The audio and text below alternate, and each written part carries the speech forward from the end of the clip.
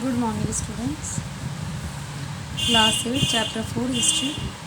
Next topic है बेटा आपका Mahalwari system. The Mahalwari system was modified version of the zamindari settlement introduced in the Ganga Valley in northwestern province, parts of central India and Punjab.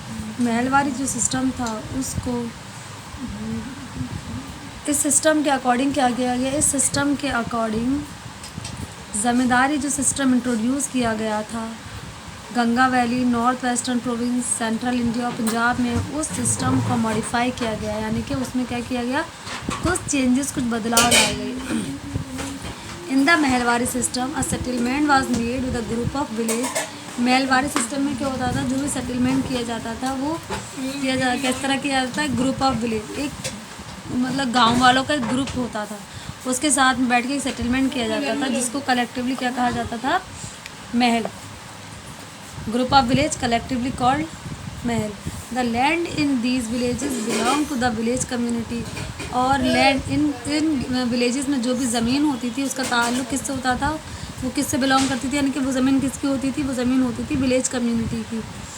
Which was jointly responsible for the payment of land revenue.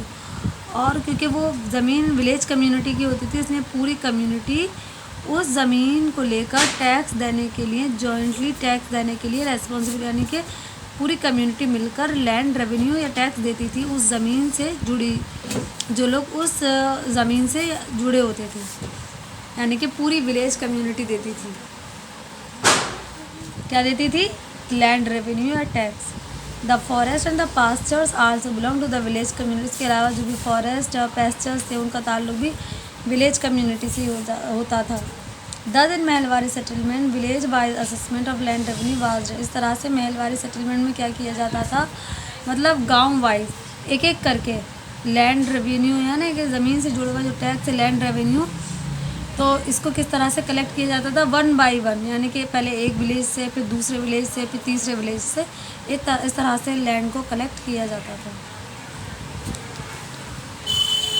Limitations of Mahalwari settlement में क्या कमियां थी. Due to the high land revenue demand, क्योंकि जो land revenue demand थी वो बहुत ज़्यादा थी. Large area of land began to pass in the hands of money lender merchant. Land का एक बड़ा हिस्सा जो होता था वो किसके हाथों में होता था, मनी लेंडर्स और मर्चेंट्स के हाथों में. और रेवेन्यू भी बहुत ज़्यादा था, तो इस वजह से ये जो सेटलमेंट है ये ज़्यादा कामयाब नहीं रहा. There were impoverishment and the widespread dispossession of land among the cultivating communities in 1830s and 1840s. 1830 और 1840 में जो भी खेती बाड़ी करने वाली जो भी कल्टिवेटिंग कम्युनिटी थी लैंड पर, यानी कि जो भी लोग उस लैंड पर काम करते थे, उनके दरमियान एक काफ़ी डिस्पोजिशन फैल गया था, यानी कि वो लोग, उन लोगों में एक तरह से कॉन्फ्लिक्टिंग सिचुएशंस क्रिएट हो गई थी. The anguish of the cultivators was expressed in the popular uprising. The anguish of the cultivators, और कल्टिवेट जो भी किसान पीजेंट थे उनके अंदर जो एक इस एग्रीमेंट को लेकर वो खुश नहीं थे, जो उनका एग्रेशन वगैरह था वो 1857 में, उसकी वजह से क्या हुआ, वॉज एक्सपेयर एंड पॉपुलर अपराइजिंग, यानी कि एक इस तरह की सिचुएशन क्रिएट हो गई 1857 की, कि मतलब इस सिस्टम को ये सिस्टम फेल हो गया, और जो कल्टीवेटर्स थे उन्होंने इसको सिस्टम को नहीं माना. 1857 में बहुत बुरी सूरत हाल या बहुत बुरे हालात हो गए थे 1857. और फिर यहीं से क्या होता है, वो जो बगावत थी, मैं आपको बता दूं 1857 की जो गदर, वो यहीं से शुरू हुआ था. यानी कि बेसिकली जो 1857 का जो आंदोलन था ना, वो पीजेंट वगैरह ही ने उस आंदोलन में सबसे अहम रोल अदा किया था, उस आंदोलन के शुरू होने में. Commercialisation of agriculture. एग्रीकल्चर का क्या किया गया, commercialisation. By the mid 18th century the East India Company had acquired territories in the parts of South India, Bengal, Bihar, Orissa. लगभग 18वीं शताब्दी के बीच में, मिड में हम देखें तो ईस्ट इंडिया कंपनी ने भारत की बहुत सारी टेरिटरीज़ को अपने कब्ज़े में ले लिया था, जैसे कि साउथ इंडिया है, बंगाल है, बिहार है, उड़ीसा, इन सब पर किसका कब्जा हो गया था? ईस्ट इंडिया कंपनी का।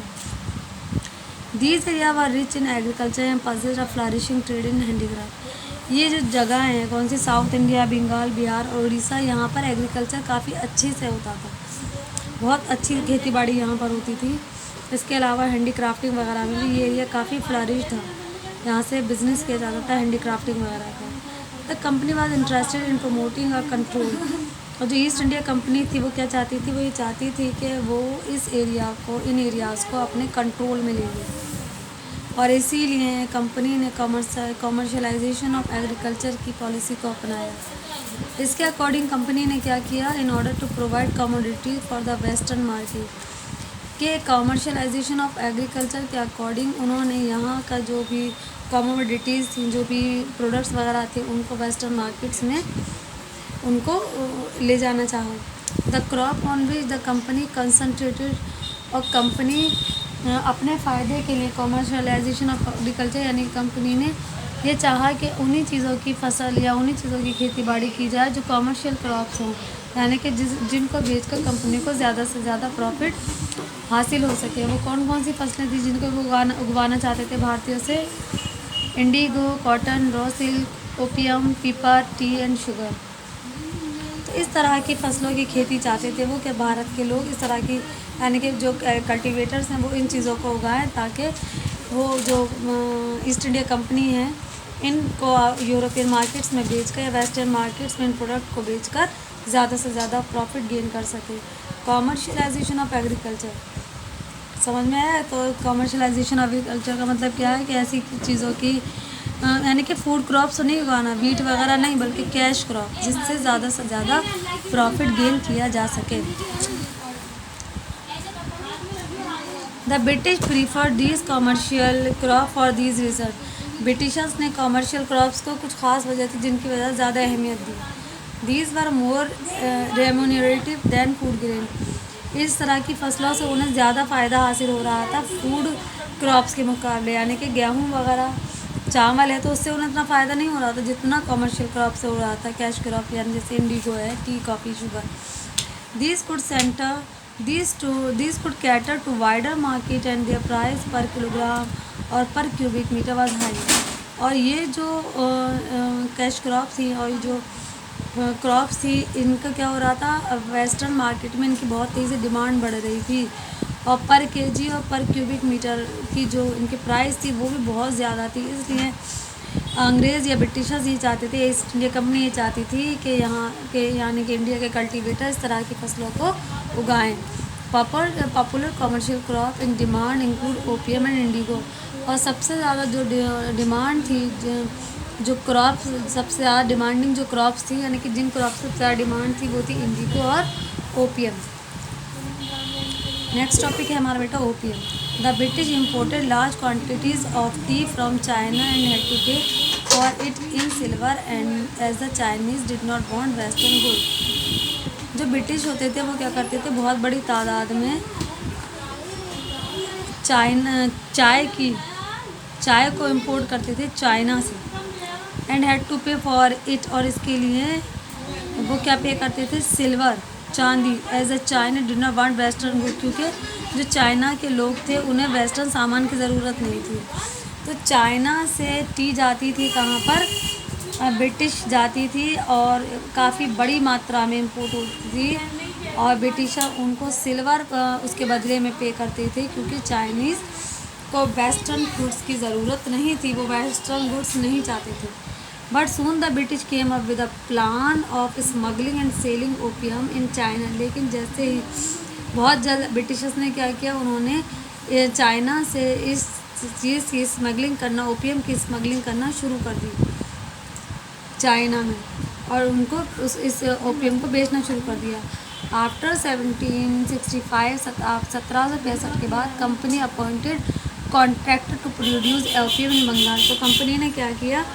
अपने कॉन्ट्रैक्टर्स को अपॉइंट करना शुरू कर दिया बंगाल वगैरह में, ताकि वो वहाँ पर ओपियम को प्रोड्यूस कर सकें, और उसकी जो प्राइस थी, जो कीमत थी, वो भी फिक्स्ड कर दी गई। This price was set as low as possible. और ओपियम की जो प्राइस थी वो बहुत कम रखी गई, so that would be yield a large profit to state. Opium की प्राइस कम इसलिए रखी गई ताकि जो स्टेट यानी कि जो गवर्नमेंट है उसको ज़्यादा से ज़्यादा फ़ायदा हासिल हो सके। The development of opium as commercial crop fulfil two objective. तो ओपीएम का जो डेवलपमेंट था यानी कि ओपीएम को कॉमर्शियल क्रॉप की हैसियत से उगाया जाने लगा, उसके पीछे दो खास वजह थी। वो क्या क्या थी? It yield huge revenue in India. इसकी वजह से जो इंडिया उनसे काफ़ी अच्छा टैक्स कलेक्ट किया जा सकता था। It also created a channel for the remittance of that income to London. इसके अलावा इसकी ओपीएम की मदद से उसको बेच करिए via the purchase of China T, यानी कि चाइना से चाइना टी को परचेज ऑफ चाइना टी को बेचकर ये ज़्यादा से ज़्यादा क्या हासिल कर सकते थे? प्रॉफिट। तो ओपीएम, तो ये वजह थी जिसकी वजह से जो ब्रिटिशर्स थे वो ये चाहते थे कि यहाँ पर ओपीएम वगैरह या कैश क्रॉप वगैरह की खेती की जाए। नेक्स्ट है, देखो बेटा मैं आपको दिखा दूँ। Opium is obtain from the opium poppy Papaver somniferum.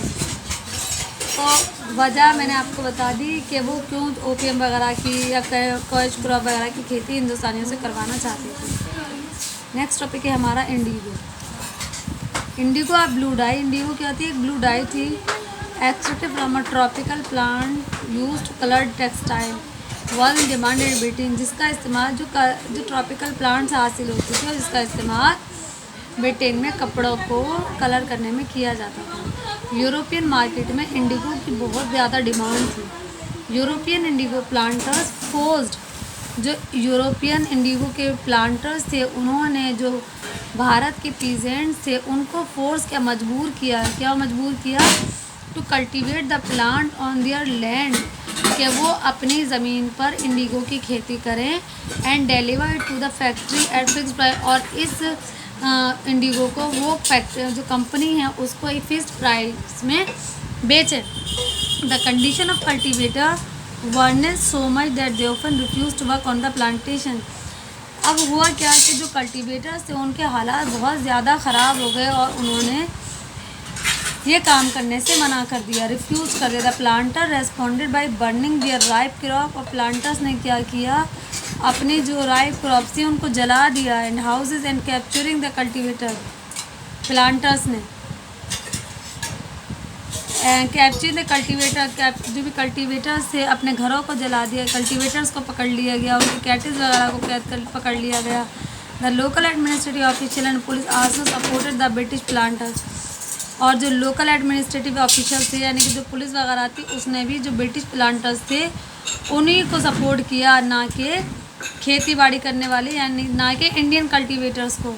तो ब्रिटिश जो भी गवर्नमेंट ऑफिशियल्स थे उन्होंने किसको सपोर्ट किया था? जो ब्रिटिश प्लांटर्स थे। प्लांटर्स ने जबकि क्या किया, जो क्रॉप्स ही फसलें थी, घर थे किसानों के जला दिए, उनके जानवर्स को उन्हों और खुद किसानों को क्या कर लिया? कैप्चर कर लिया। The government enforce the right of the planter by passing an act in 1830 under which the cultivator who broke indigo contract were liable to prosecution. फिर क्या किया? गवर्नमेंट ने 1830 में एक कानून बना दिया और कानून को लागू भी करा दिया। पासिंग एक एक्ट के ज़रिए ये पास कर दिया कि कानून बना दिया गया कि जो कल्टीवेटर्स इंडिगो की खेती नहीं करेंगे, उस कॉन्ट्रैक्ट को तोड़ेंगे तो उनको सज़ा दी जाएगी, उनको जेल में भेज दिया जाएगा।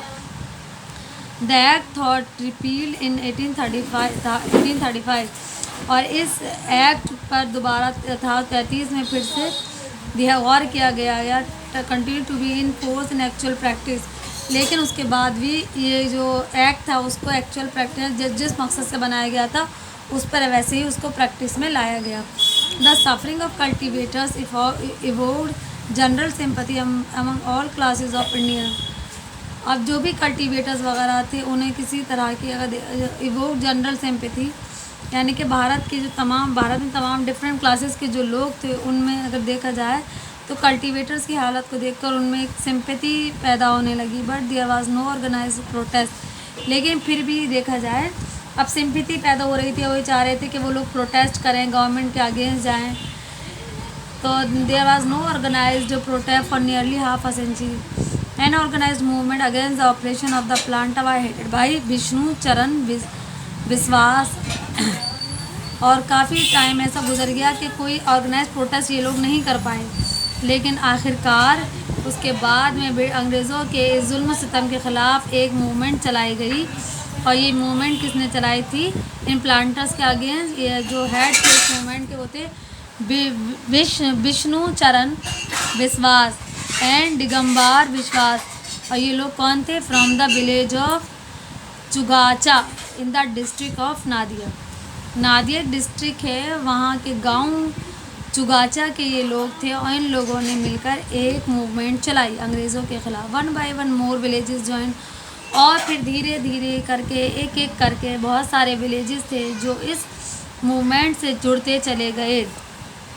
And in course of 2 years, लगभग 2 साल के दरमियान, the vow of no cultivation of indigo was taken by many cultivators और डिस्ट्रिक्ट।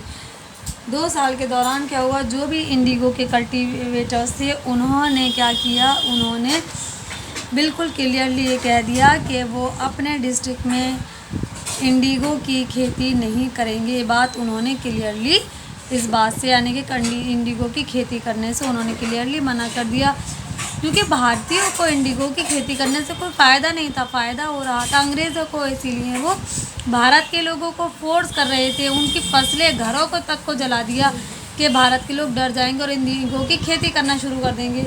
और इंडिगो की खेती से फ़ायदा किसको हो रहा था? अंग्रेज़ों को हो रहा था, भारत के लोगों को नहीं हो रहा था, हमारे पीजेंट्स या हमारे कल्टिवेटर्स को नहीं हो रहा था। और फिर आखिरकार इन दोनों लोगों के जो स्ट्रगल की, उन्होंने जो मूवमेंट चलाई, उसके बाद आखिरकार 2 सालों में जो इंडिगो कल्टिवेटर्स थे उन्होंने इंडिगो की खेती करने से क्लियरली मना कर दिया। नेक्स्ट टॉपिक है हमारा शुगर। इस टॉपिक को हम नेक्स्ट वीडियो में डिस्कस करेंगे।